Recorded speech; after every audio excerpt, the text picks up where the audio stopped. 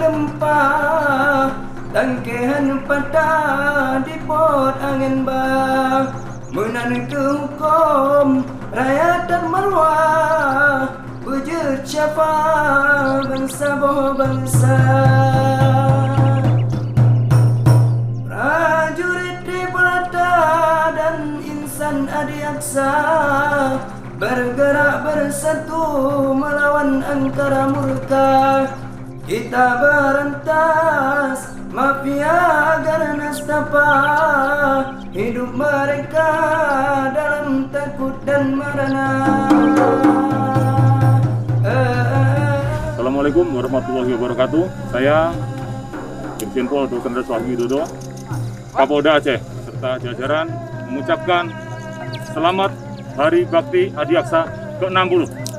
Harus segera dan berkarya.